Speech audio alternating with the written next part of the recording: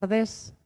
Estamos de nuevo aquí en el colegio, en la sede del Colegio Notarial de Cataluña, con las webinotes de los miércoles a las 7:30.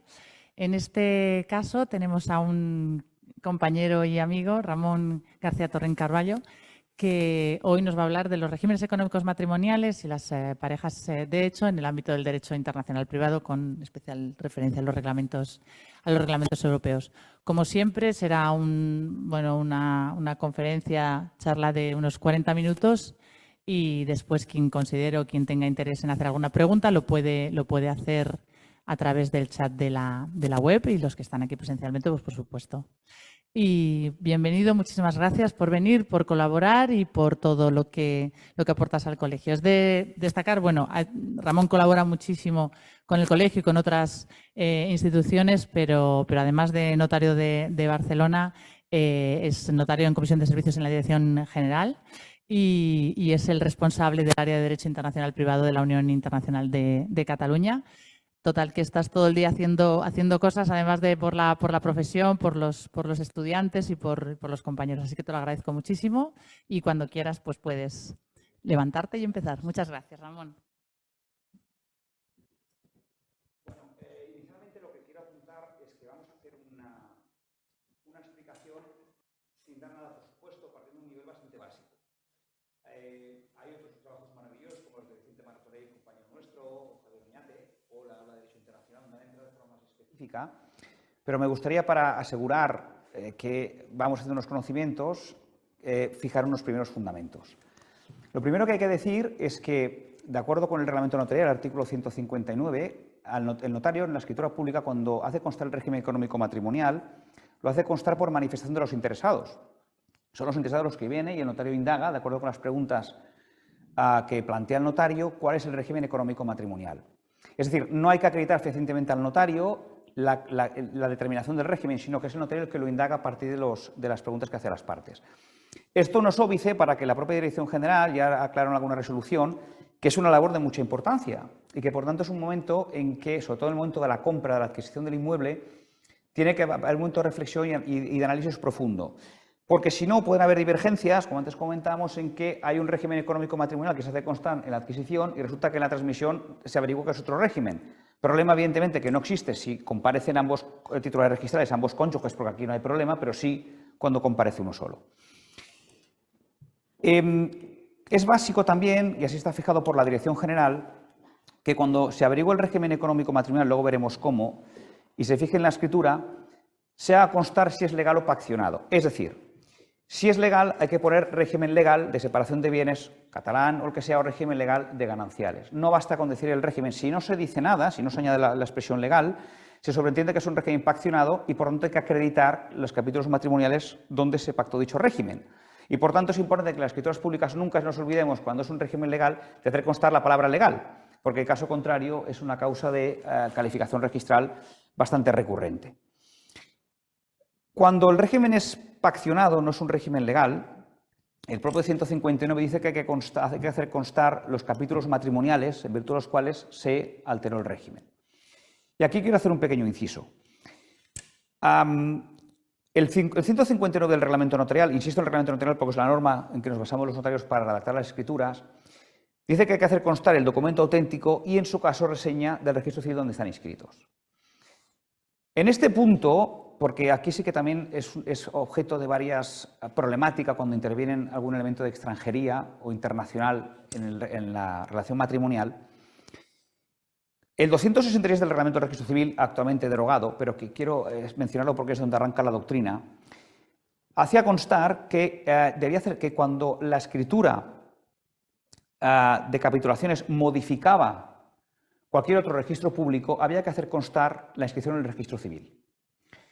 En los primeros estadios de la Dirección General se consideraba que esta resolución lo que indicaba no es que para inscribir una adquisición de un inmueble en el registro de la propiedad había que hacer constar la inscripción de los capítulos, sino que cuando el propio capítulo provocaba una modificación de un asiento registral, estoy pensando, por ejemplo, en unos capítulos en los que se disuelven gananciales para pactar un régimen de separación, es solamente en ese caso en el que había que hacer constar la inscripción en el registro civil. Dicho de otra forma, que no era obligatorio para inscribir la adquisición en el registro de la propiedad hacer constar la inscripción en el registro civil, sino únicamente cuando la escritura de capítulos es la que originaba directamente una modificación en el registro de la propiedad.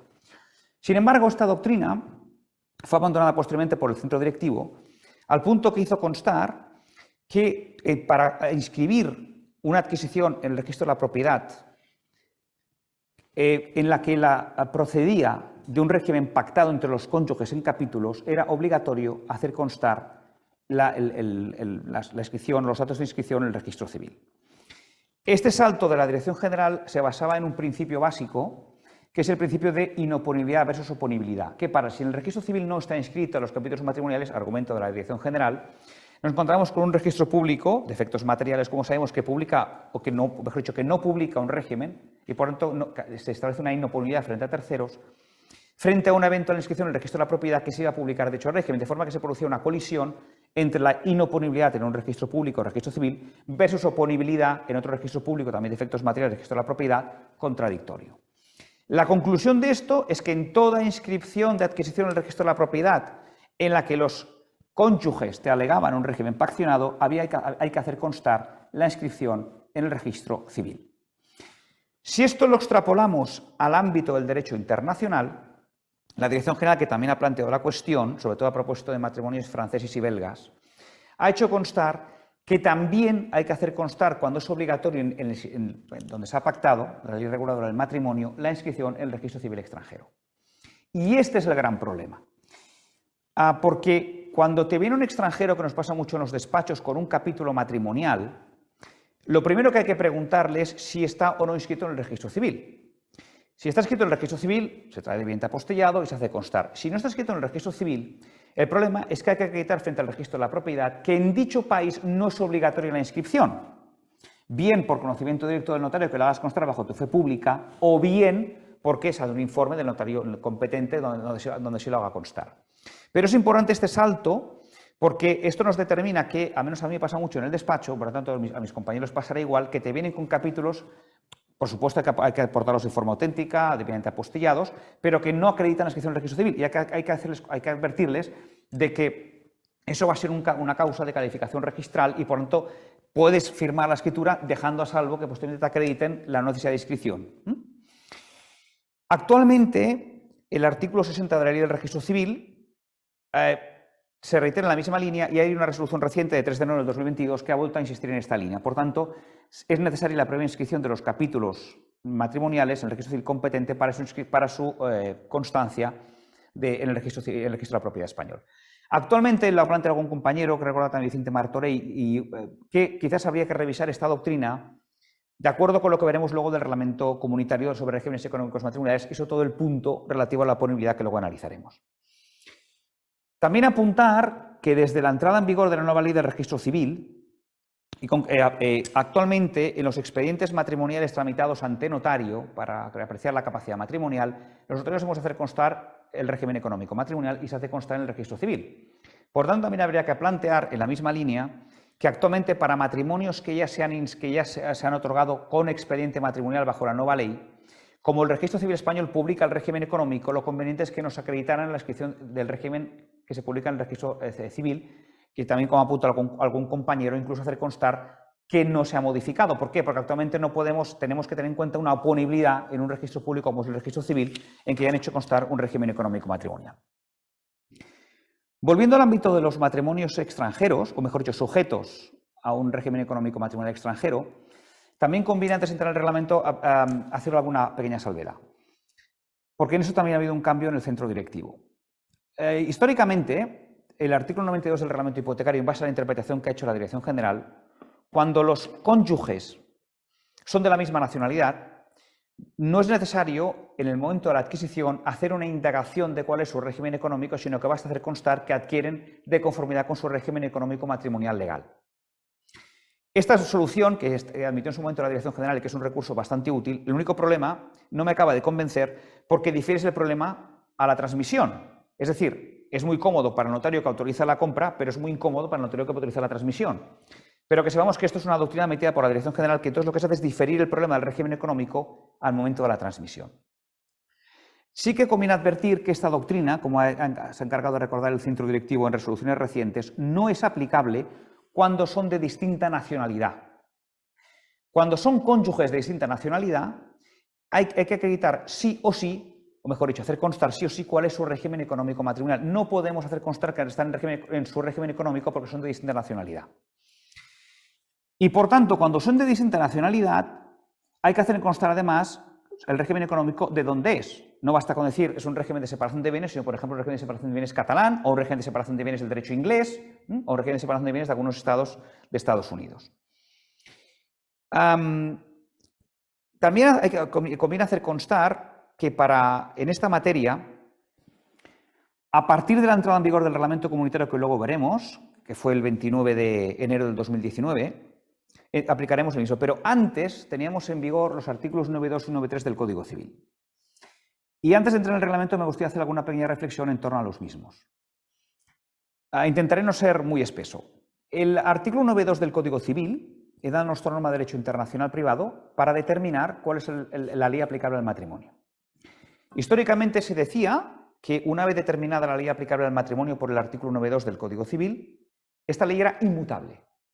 De forma que solamente podía modificarse la ley aplicable al régimen económico matrimonial al amparo del 9.3, pero que la ley aplicable al matrimonio era inmutable. Repercusión práctica. Los códigos, con anterioridad a la regulación de los concretos regímenes económicos matrimoniales, suelen establecer lo que llaman un régimen económico matrimonial primario, que es un capítulo que suele ir antecediendo a los concretos regímenes económicos matrimoniales. En este caso se predicaba por la doctrina ius internacionalista que este régimen económico matrimonial primario quedaba congelado en el tiempo cuando se determinaba la ley aplicable al matrimonio en el 9.2 y no se podía modificar jamás. Podías modificar el régimen económico, pero no este régimen primario. Incluso se discutía en su momento si el 9.3 del Código Civil permitía. Voy a poner un ejemplo. Imaginemos que la ley aplicable al matrimonio por el artículo 9.2 determinamos que es la ley catalana. Se discutía si posteriormente se podía capitular únicamente con los regímenes económicos admitidos por la ley catalana o cualquier otro régimen económico admitido por cualquiera de las otras leyes del 9.3, aunque no fuera admitido por la ley catalana. Solución esta última, que es la que fue admitida en la doctrina. Por tanto, lo que es importante tener en cuenta es que teníamos un 9.2 que regula la ley aplicable al matrimonio y que determina el régimen económico matrimonial si no se ha pactado nada, y un 9.3 que nos regula los capítulos matrimoniales. Para acabarlo de complicar, en el artículo 9.3 también hay que distinguir entre la ley que rige la capacidad para pactar capítulos de la ley que rige los capítulos. Y se consideraba en el ámbito internacional que el artículo 9.3 fijaba los puntos de conexión para la ley aplicable al concreto régimen que vas a pactar, pero que la capacidad para capitular se sigue rigiendo por la ley personal, luego por el artículo 9.1 del Código Civil. Esta postura, que no deja de producir ciertas disfunciones, hay que decir que la doctrina más moderna entiende que debe superarse y que debe ser la ley que rija, o la ley que determines conforme al artículo 9.3, la que también rija la capacidad para capitular. Si bien la doctrina tradicional sigue manteniendo que la capacidad para capitular 9.1, el concreto régimen económico que vas a pactar, se rige por el artículo 9.3.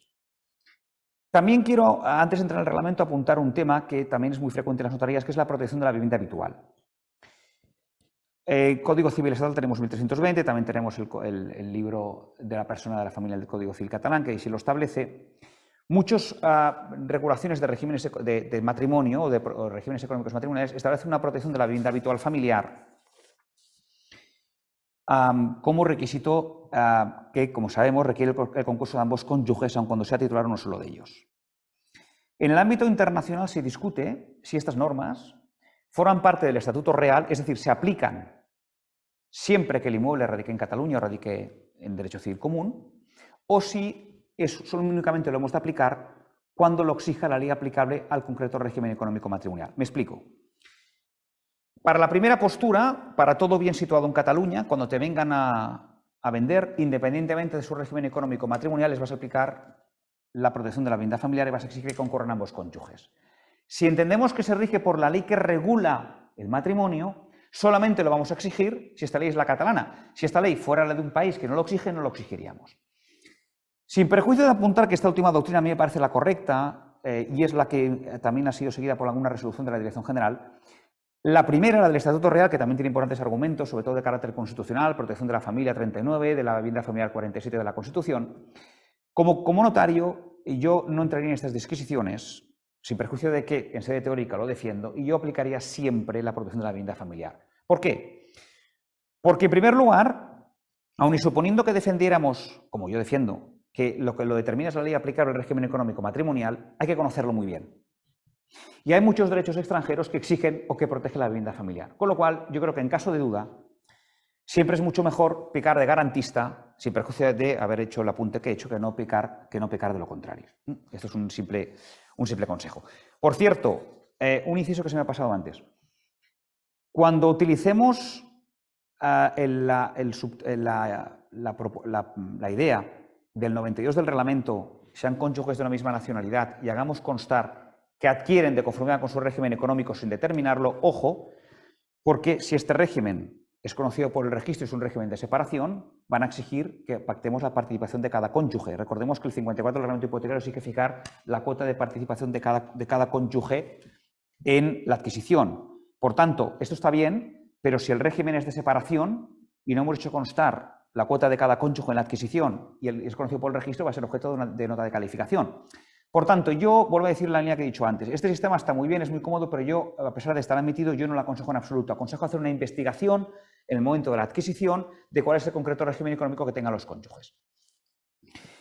Para esta investigación, por el artículo 12 del Código Civil, hemos de aplicar nuestra propia ley. Ley que será, a partir del 29 de enero de 2019, el reglamento comunitario que ahora veremos, antes 9.2 y 9.3. Solo por recordar, antes de la entrada en vigor de la Constitución, se sigue manteniendo como vínculo la ley nacional del marido. A partir de la entrada en vigor de la Constitución, a pesar de que no fue objeto de reforma hasta la ley del 90, el Tribunal Constitucional ya declaró que era inconstitucional el punto de conexión de la nacionalidad del marido o ley personal del marido, y por tanto había que acudir, según la jurisprudencia de tribunales menores, a la residencia habitual común inmediatamente posterior a la celebración. Y antes de entrar en el reglamento comunitario, solo un pequeño inciso. Hay dos reglamentos consecutivos, regímenes económicos matrimoniales, uniones de pareja, uniones estables. Las regulaciones son prácticamente las mismas, pero no quiero entrar antes sin hacer un pequeño apunte. En las notarías nos encontramos mucho los pactos en previsión de ruptura, que son de especial trascendencia cuando hay un matrimonio con un elemento de internacionalidad. Cuando hay un matrimonio con un elemento de internacionalidad, hay una pata que normalmente es bastante evidente, que se pacta el concreto régimen económico matrimonial. Aquí veremos cómo regula el reglamento. Pero hay una segunda pata que suele olvidarse bastante, y es pactar la ley aplicable al divorcio.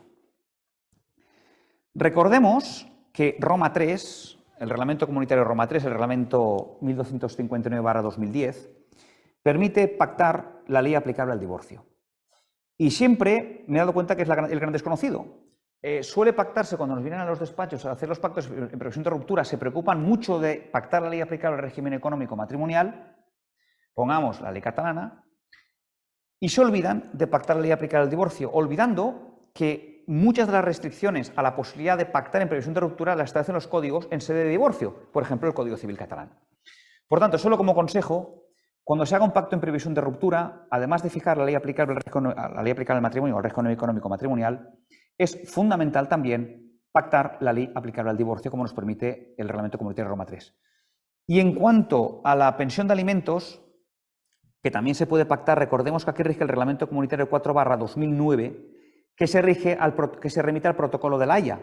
Protocolo de la Haya que también permite designar la ley aplicable en el artículo 8º. Por tanto, unos pactos en previsión de ruptura perfectos sería: pactemos el régimen económico matrimonial, pactemos la ley aplicable al divorcio y pactemos la pensión de alimentos, sometamos a la ley que nos interese, en este caso puede ser la catalana, que nos lo permite también el reglamento comunitario 4/2009.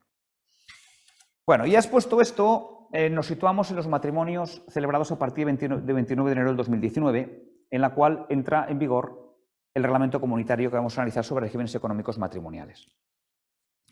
Este reglamento comunitario tiene, como todos los reglamentos comunitarios, como todos los que regulan ley aplicable, competencia, primera parte definiciones, ámbito de aplicación, segunda parte competencia judicial, tercera parte ley aplicable y cuarta parte documentos públicos y extrajudiciales. Voy a omitir la parte de competencia judicial por razones evidentes y me voy a centrar más en el capítulo de ley aplicable. El reglamento comunitario, en su artículo primero, excluye de su aplicación la capacidad jurídica de los cónyuges, cosa que me interesa analizar. Capacidad jurídica de los cónyuges porque sigue estándose la actividad tradicional que se mantiene en el ámbito de la ley personal, el artículo 9.1 del Código Civil, la ley nacional. También excluye la existencia, validez y reconocimiento del matrimonio. Esto solamente lo hago para hacer un inciso, como siempre explico a mis alumnos. En derecho internacional nos gusta trocear. Y el matrimonio, por tanto, hemos de trocear. Ley aplicable a la celebración del matrimonio, Código Civil, artículos 49 y siguientes. Ley aplicable al matrimonio / régimen económico matrimonial, ahora lo veremos. Ley aplicable al divorcio y aún habría otra ley aplicable a la nulidad, que sería la de celebración. Por lo tanto, hay que descuartizar cada uno de los sectores y cada uno de los momentos.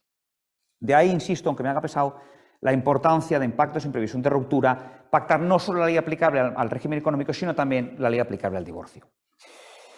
El reglamento comunitario, si prescindimos de competencia judicial, básicamente suele apuntar que en sede de competencia judicial los reglamentos comunitarios tienen siempre una leitmotiv que intentan siempre que el tribunal que conozca el asunto vaya a aplicar su ley nacional. De forma que los reglamentos comunitarios, a mí siempre me gusta explicarlos, a mis alumnos siempre les explico primero la ley aplicable y luego les explico competencia judicial, porque una va de la mano de la otra. Los reglamentos suelen tender, por razones lógicas, a que el tribunal que tenga competencia sea aquel que va a aplicar su ley nacional. En primer lugar, el reglamento es de aplicación universal. Ya sé que es sabido, pero lo reiteramos. Universal significa que se aplicará la ley designada por el reglamento, aunque no sea la de un Estado miembro. Si el reglamento nos determina que la ley aplicable al régimen económico es la japonesa, pues aplicaremos la ley japonesa. Los reglamentos comunitarios de ley aplicable, Roma I, II, III, son todos ellos universales. Evidentemente no sucede lo mismo en competencia judicial por razones evidentes. La Unión Europea no puede determinar cuándo es competente un tribunal que no es de la Unión Europea. Pero los de ley aplicable suelen ser todos de carácter universal. Por otra parte, el artículo 21 determina la unidad de la ley. Es importante esto. Igual que sucede en el ámbito sucesorio, la ley aplicable al régimen económico matrimonial será única y unitaria, con independencia del país donde están situados los bienes. Podríamos retirar la problemática planteada con los testamentos impliciter, con alguna resolución de la Dirección General que ha declarado que por la unidad de la ley sucesoria los testamentos impliciter ya no son posibles en España, cosa que también podría ser objeto de un debate. Pero en todo caso, no pueden determinar una ley aplicable al régimen económico para los bienes en España, uno para los bienes en Francia, no. La ley es única y unitaria. El reglamento parte de la base de que los cónyuges, o futuros cónyuges, pueden determinar la ley aplicable a su matrimonio, al régimen económico matrimonial. Artículo 22. Escogiendo la ley del Estado en que tengan o uno de ellos tenga residencia habitual al celebrar el acuerdo, o la ley del Estado de nacionalidad de cualquiera de ellos en el momento en que se celebre el acuerdo. Es importante determinar que el propio artículo 22 señala que, salvo acuerdo en contrario, todo cambio de ley aplicable es para el futuro. Y reitera el apartado tercero que ningún cambio retroactivo puede perjudicar a terceros. Esta posibilidad de pactar entre cónyuges un carácter retroactivo del régimen económico matrimonial ya fue apuntada por una resolución de la Dirección General a propósito de la anulación por el Tribunal Constitucional en el año 2002 del punto de conexión de la ley nacional del marido. A mí como notario siempre me ha producido un cierto estupor. Porque imaginemos un matrimonio casado en gananciales con el bien inscritos en el registro de la propiedad bajo régimen de ganancial que te viene y te dice, mire, vamos a pactar separación desde el momento inicial. Sobre todo porque el matrimonio genera unas relaciones con terceros que el derecho protege. Y sobre todo porque yo, como notario, no puedes hacer eso sin hacer una previa disolución y liquidación de gananciales. Con lo cual, en el mejor de los casos, podríamos encontrar, que ya veremos cómo se articula, una doble inscripción registral entre cónyuges, separación, y frente a terceros, gananciales. Lo dejo simplemente apuntado porque, como idea general, está muy bien, pero no deja de producir una cierta disfunción.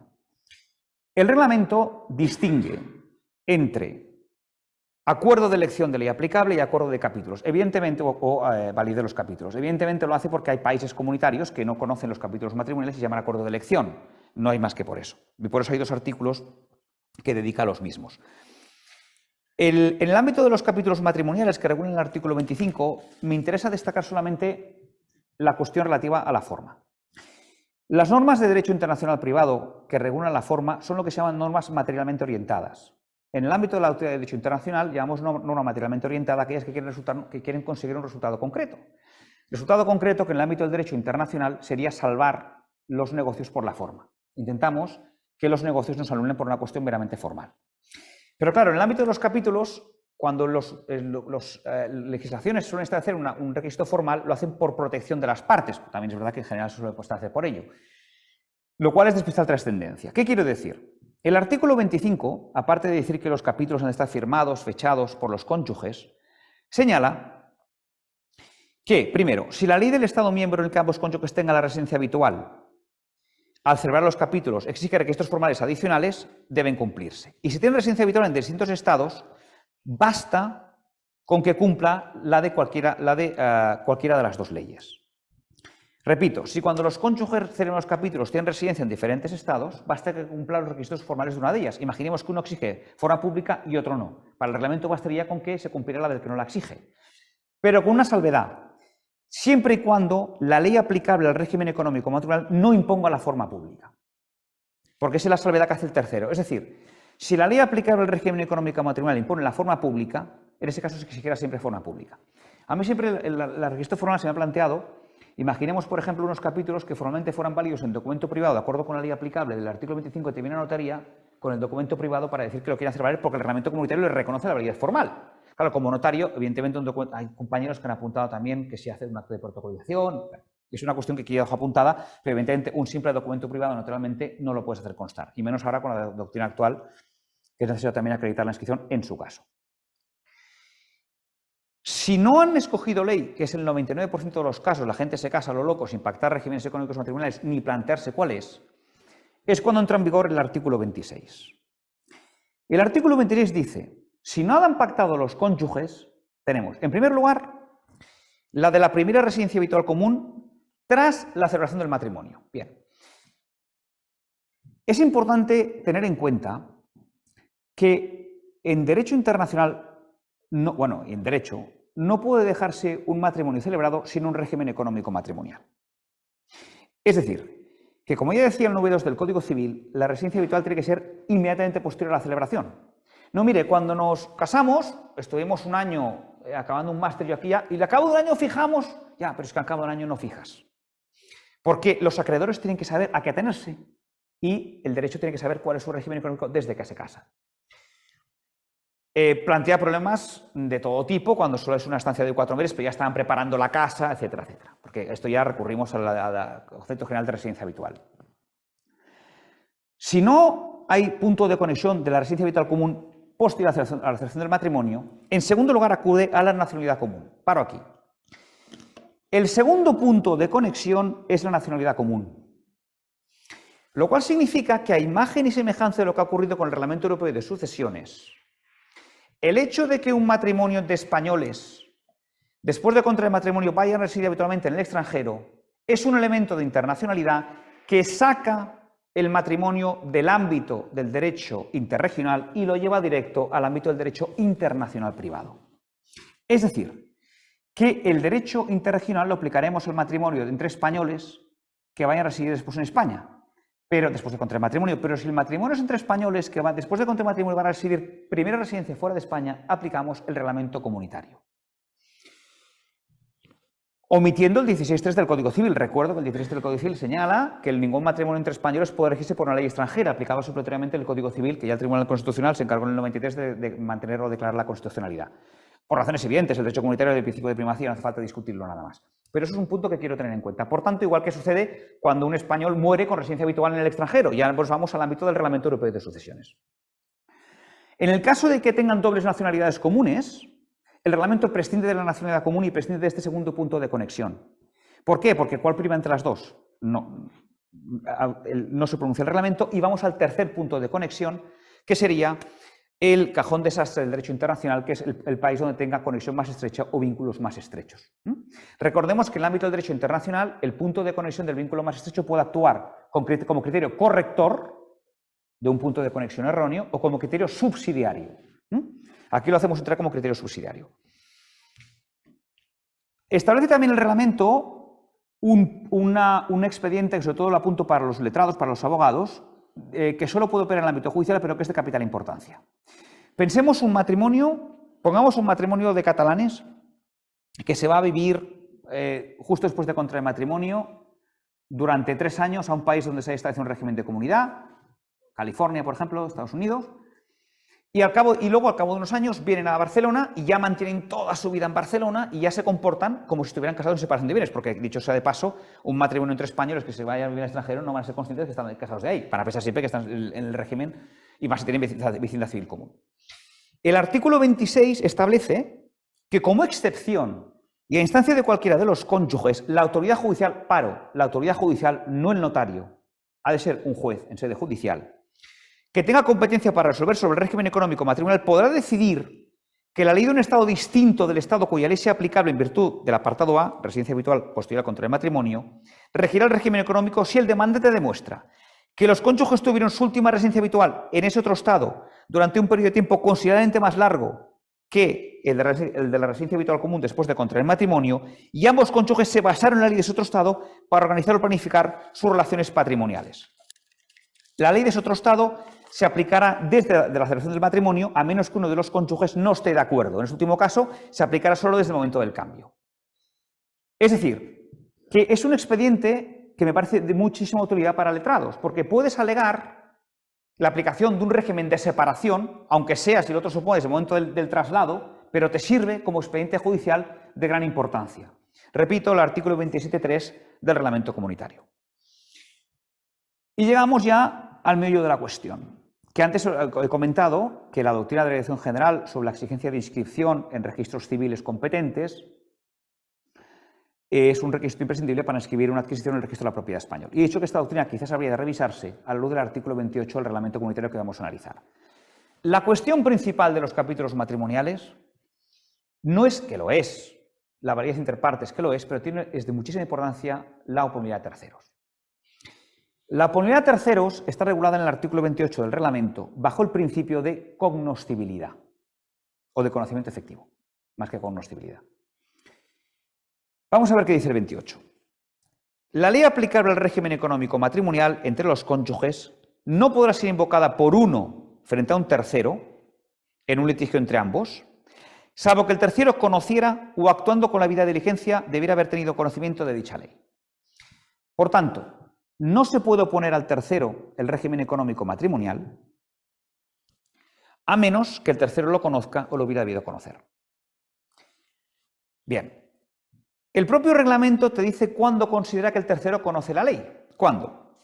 Si la ley es la ley del Estado aplicable a la transacción entre los cónyuges y el tercero, la ley del Estado en que el cónyuge contratante y el tercero tengan su residencia habitual, en el caso de bienes inmuebles, la ley del Estado en que se halle el bien, o cualquiera de los cónyuges hubiera cumplido con los requisitos para la divulgación o el registro del régimen económico especificados por la ley aplicable a la transacción y el tercero, la ley del Estado en que el cónyuge contratante y el tercero tengan la residencia habitual, o en el caso de bienes inmuebles, la ley del Estado en que se halla el bien.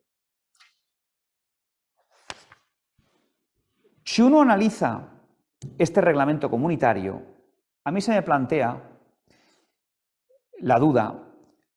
Es más, yo creo que realmente el reglamento comunitario ha querido trasladar, y no lo digo por ser notario, sino el punto de la oponibilidad al momento del otorgamiento del documento público. Y más actualmente en que hay matrimonios internacionales cada vez con más frecuencia. Y cada vez con más frecuencia podríamos discutir cuándo son inscribibles y cuándo no en los registros civiles, porque es una cosa también que daría para otra charla. A mí me parece que negarles el acceso al registro de la propiedad español, cuando el registro de la propiedad español también es un registro de efectos materiales, no digo que sea lo correcto, pero creo que como mínimo es algo que deberíamos revisar entre todos para quizás dar una vuelta a la doctrina anterior, o no, pero al menos plantearlo. Finalmente, apuntar que el reglamento comunitario también tiene, como todos los reglamentos comunitarios, la excepción de leyes de policía y de orden público. Solo para recordar, cuando los reglamentos comunitarios hablan de leyes de policía, actúan por vía de acción, es decir, no excluyen la aplicación del derecho extranjero, pero le superpongo las normas imperativas del orden público internacional que tenga mi Estado, mientras que el orden público actúa por vía de excepción. No aplico el derecho extranjero porque es contrario al orden público. Y sobre todo contiene el artículo 29, un artículo que siempre me ha llamado la atención, que es la adaptación de los derechos reales. Adaptación, por cierto, que también está recogida en la Ley de Cooperación Jurídica Internacional en materia civil, en el artículo 57, creo recordar. Que es que cuando en el Estado en concreto no se conoce el derecho real que se alega, se establece la posibilidad de adaptación. Adaptación que la Ley de Cooperación Jurídica Internacional en materia civil nos da directamente a los notarios y bien impugnable, y en cambio el reglamento es un poquito más laxo. Adaptación que desde un punto de vista notarial, teniendo en cuenta además que en España son numerosos clausus y teniendo en cuenta además cómo se constituyen en España los derechos reales, evidentemente, en mi opinión, requiere concurrencia de las partes y otorgamiento de la correspondiente escritura pública para otorgar el derecho español. Uno no puede decir, mire, esto es esto, para empezar porque por esencia no va a ser nunca idéntico. Los efectos serán semejantes, pero no idénticos. El notario puede informar sobre cuál es la figura más cercana, pero evidentemente el notario no puede convertir eso sobre todo porque los registros constitutivos seguramente no los habrán cumplido, con lo cual será necesario otorgar la correspondiente escritura pública. Sé que he explicado demasiadas cosas y quizás no del todo con la debida claridad, pero es un tema complejo. Sí que no quiero acabar sin decir, el reglamento comunitario se extrapoló el siguiente número a las uniones. El reglamento habla de uniones registradas. El problema de la unión registrada, que se ha discutido mucho qué significa registro, es un protocolo notarial un registro, exige un registro de publicidad material. Yo sí que quiero apuntar que en Cataluña este problema no lo tenemos, porque en Cataluña tenemos un registro con los efectos que tiene y tenemos la escritura pública. Sí que aconsejo, como praxis notarial, que cuando nos venga alguna pareja alguna pareja de hecho en que alguno de ellos no sea nacional español, hacer referencia al reglamento y a la posibilidad que pacte el reglamento en el artículo correspondiente a que pacten la ley aplicable a su unión registrada. Cuesta poco y de hecho es lo correcto. Lo correcto es actualmente, aplicando el reglamento comunitario, se someten al Código Civil catalán, por ejemplo, por ser la de la residencia habitual de cualquiera de ellos. Prometí 40 minutos. En el tiempo, en la exposición y en el contenido, por supuesto. Bueno, muy interesante, con una grandísima aplicación práctica. Yo creo que tendríamos que hacer muchas más sesiones de esta materia, porque realmente, según estabas hablando, se me estaban ocurriendo supuestos en los despachos. La verdad es que cada vez, yo creo que afortunadamente, pero cada vez son más frecuentes los casos y realmente hay muchas dudas de aplicación y de conocimiento de las normas, del reglamento y de todas las posibilidades, ¿no?, que les podemos ofrecer a los ciudadanos que vienen a nuestros despachos.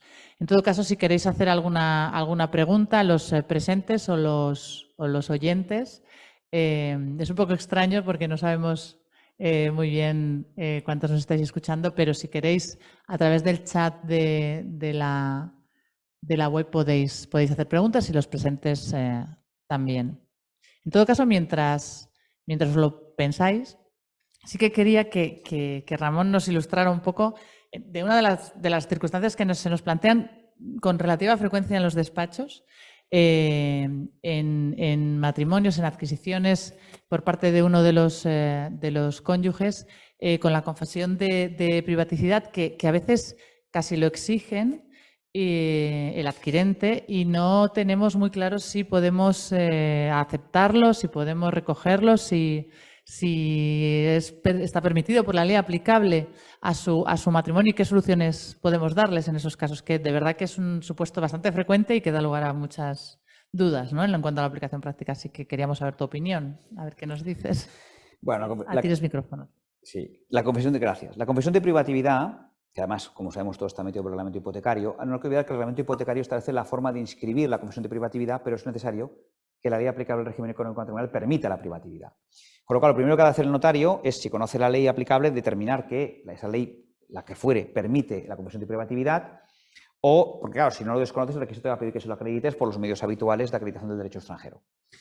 Pero este es un tema interesante porque muchas veces me encuentro en el despacho que te lo vienen a decir, desconozco la ley material en cuestión, pero claro, te planteas, al menos, si no lo podemos hacer constar en el registro, sí que es una cosa útil inter partes que nunca sabes el uso que le pueden hacer en un juicio del día de mañana. Con lo cual, yo aconsejaría, es una opinión, hacer constar igualmente la confesión. Si no se puede acreditar el derecho, eso es. Si no se puede acreditar, pues no se puede acreditar, pero al menos hacerlo constar, porque, para empezar, ignora si el derecho correspondiente lo admite o no lo admite, pero seguro que en un juicio del día de mañana inter partes les va a servir. Entonces, yo creo que esto siempre hay que hacer constar. Alguna vez he utilizado el expediente de hacer constar, estaban ambos cónyuges de la misma nacionalidad, que hacer constar la confesión de privatividad y, en el caso de que el registro no conociera la ley aplicable, que lo inscribiera de conformidad con su régimen económico matrimonial. Es decir, diferir este problema a utilizar el expediente del 92 del reglamento hipotecario de la confesión de privatividad. Una de las mejores posibilidades y de las mejores opciones que les podemos dar, porque es que al final se produciría o se podría llegar a producir la situación de si no se acepta eso, porque imagínate que la ley no lo permitiera, al final obligas a disolver ese régimen, a adjudicar y luego hacer la donación del cónyuge que en ningún caso ha querido adquirir la propiedad o lo que le correspondiera de ese bien. Quiere decir que al final tienes que dar una vuelta tremenda con todos los problemas de toda índole, entre otras casi fiscales también, pues para llegar al mismo resultado. Entonces, es verdad que a veces lo que no es posible es que lleguemos a la solución tan inmediata. Cuando nos lo plantean, yo creo que el principal problema es la inmediatez de saber cuál la ley aplicable, el contenido de la ley aplicable y si le podemos dar la solución con certeza. A lo mejor no sé qué opciones tendríamos de tener la solución más rápido, pero bueno, yo creo que la que planteas es la que más se adecua a la voluntad de los adquirentes, o del adquirente en este caso, porque y de su cónyuge. Constará uno de conformidad con su régimen económico. Efectivamente. Y luego el día de mañana se puede acreditar bien y si no, pues... Pues muy bien. ¿Queréis hacer alguna pregunta más? No veo preguntas en el chat, o sea que bueno, Ramón, te agradezco muchísimo la exposición clarísima y muy interesante y sobre todo tocando muchos aspectos que nos afectan directamente en el día a día del despacho. Y nada, te espero en otra webinar y colaborando. Ah, mira, aquí hay una pregunta. Si ponemos el caso de una pareja de hecho, uno es comunitario y el otro es argentino. En este caso, ¿la ley aplicable sería la de su país o tendríamos en cuenta su lugar de residencia como puede ser en Cataluña? Vale, en este caso concreto, el reglamento iría hasta punto de conexión, pero yo lo que haría en un caso así es pactar. Cuando constituyan la pareja, de hecho, directamente que acojan el reglamento comunitario, porque además en Cataluña igualmente hay que constituir ante notario, porque los años de convivencia es algo que yo aprovecho para descartar absolutamente, sobre todo por los problemas de la pensión de viudedad. La pensión de viudedad, recordemos que además 5 años antes del fallecimiento, salvo que hay hijos comunes, y los 2 años después de haber hecho la pareja de hecho ante notario, con lo cual hay que hacer ante notario siempre. Pero si se va ante notario, ese problema ya no lo tienes, porque directamente pactas al amparo del reglamento comunitario la sujeción al Código Civil catalán, y con lo cual ese problema ya no lo tiene, porque el reglamento comunitario, el problema es que, remitiendo la ley catalana, por residencia habitual común, el problema es que la ley catalana te exige como requisitos constitutivos o notario o bien exacto, 2 años de convivencia que, bueno, vete a acreditar. Unos países, China, por ejemplo, efectivamente. Dice que China prohíbe en los capítulos posteriores, si son residentes en España, por la aplicación universal del reglamento, sí, pueden pactar aquí. Sí, esto es una pregunta interesantísima y muy buena pregunta además. Y ese tema ya se había tratado antes con lo propuesto de la doctrina 9.3. La doctrina internacional lo que considera es que el 9.3 rige la posibilidad de capitular. Es decir, que China prohíba los capítulos matrimoniales, si se van a someter al derecho catalán, pueden pactarlo perfectamente porque lo permite el reglamento. Porque el reglamento comunitario establece como punto de conexión la ley que te va a permitir pactar el régimen económico. Es decir, no sé si me explico. Una cosa es la capacidad para pactar y otra cosa es la posibilidad de pactar. La capacidad para pactar 9.1 y la posibilidad de pactar, es decir, que tú puedas pactar un régimen de separación, lo va a determinar la ley elegida por el régimen económico matrimonial. En este caso sería la ley catalana, o sea que podrían hacerlo. Bueno, te están agradeciendo también, eso también hay que leerlo, te están agradeciendo muchos de los oyentes. Y hay otra pregunta, una catalana casada en Nueva Zelanda con un neozelandés establece su domicilio habitual en Suiza. Régimen de participación en ganancias suizo. La residencia habitual, el criterio de residencia habitual en ganancias suizo. Siendo el Estado civil escriturado resulta de la mera manifestación del interviniente. ¿Qué sentido profundo tiene esta reciente rigurosidad en el acceso al registro de la inscripción del régimen matrimonial de los adquirentes? Sí, María Pilar, esto se basa en la doctrina de la Dirección General, según las resoluciones, el argumento que han mantenido es un principio de oponibilidad de los registros públicos. Es decir, lo que han considerado es que si tú publicas en un registro de efectos materiales, como es el registro de la propiedad en un régimen económico, esto no puede ser disonante con la publicidad que haría, disonante además, otro registro de efectos materiales, como sería el registro civil. Ese es el argumento. Un problema de choque de oponibilidad versus inoponibilidad. Ese es el sentido también. Bueno, y aparte, esto de la que me pregunta María Pilar también es muy interesante, porque a veces vengo a los extranjeros y les digo, mire, para nosotros, usted está casado en este régimen. Pero claro, yo ignoro los puntos de conexión de su país si no está en la Unión Europea. Digo, seguramente para su país igual está en otro. Claro, que es así, que eso es lo que se pasa en el derecho internacional. Claro, la gente se alucina, ¿no? Oiga, mire, esto es así. Claro, nosotros como Autoridad Pública 12 estamos sujetos a las normas de conflicto del derecho español, artículo 12 del Código Civil, en este caso derecho comunitario. Pero claro, el derecho comunitario es lo que es. Y para España puede ser un régimen, pero usted donde esté, de ahí la importancia siempre de capitular. Sí, claro, si tienes la posibilidad de pactarlo, evidentemente. Y ahora más que nunca. Da mucha certeza. Bueno, no sé si hay alguna pregunta más. Yo creo que habrá muchas más, pero hay mucha gente que que a veces no se atreve a participar, pero bueno, yo creo que... mira, muchísimas gracias. Yo creo que eso es generalizado, ¿eh? El agradecimiento es generalizado. Pues muchísimas gracias a todos los presentes y a todos los oyentes. Les esperamos aquí en el Colegio Notarial en la próxima, dentro de 15 días, con ocasión de la nueva ley, con todos los cambios y todos los requisitos que tenemos que cumplir en la Constitución de Sociedades y toda la materia de la ley CREA y CRECE. O sea que es muy interesante. Les esperamos aquí miércoles 7:30. Por favor, conéctense y disfrútenlo. Muchísimas gracias a todos, a los presentes sobre todo y a Ramón, por supuesto. Muchas gracias, Ramón. Un placer. Chao, gracias.